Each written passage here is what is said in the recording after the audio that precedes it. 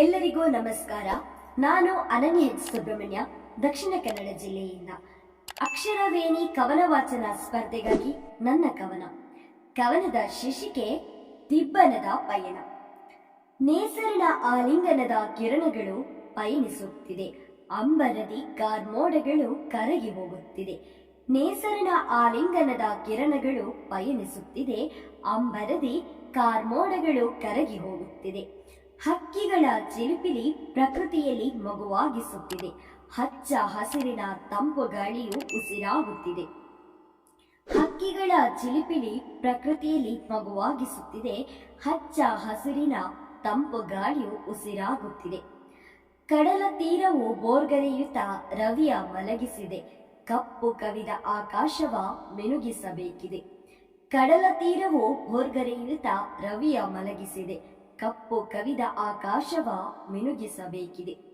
ತುಂತೂರು ಹನಿಗಳು ಇಳೆಗೆ ಜಾರುತ್ತಿದೆ, ಭೂಮಿ ತಂಪಾಗಿ ಹಸಿವಿನಿಂದ ಮುಕ್ತಿಗೊಂಡಿದೆ.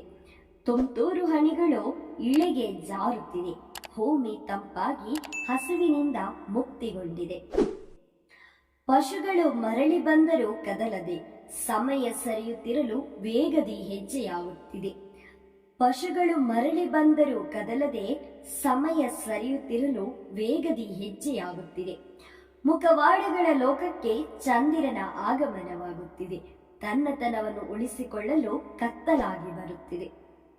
ಮುಖವಾಡಗಳ ಲೋಕಕ್ಕೆ ಚಂದಿರನ ಆಗಮನವಾಗುತ್ತಿದೆ, ತನ್ನತನವನ್ನು ಉಳಿಸಿಕೊಳ್ಳಲು ಕತ್ತಲಾಗಿ ಬರುತ್ತಿದೆ. ನಿಸರ್ಗದ ಭಾಷೆಯ ದರ್ಪದಿಂದ ಅರಿಯದೆ ಮನುಜನು ಎಸಗುವ ಕೃತ್ಯ ಅನ್ಯಾಯವಾಗಿದೆ. ನಿಸರ್ಗದ ಭಾಷೆಯ ದರ್ಪದಿಂದ ಅರಿಯದೆ ಮನುಜನು ಎಸಗುವ ಕೃತ್ಯ ಅನ್ಯಾಯವಾಗಿದೆ.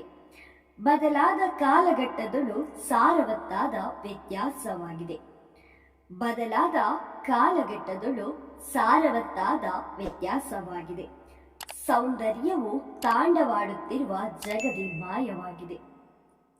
ಸೌಂದರ್ಯವು ತಾಂಡವಾಡುತ್ತಿರುವ ಜಗದಿ ಮಾಯವಾಗಿದೆ. ಅವಕಾಶಕ್ಕಾಗಿ ಧನ್ಯವಾದಗಳು.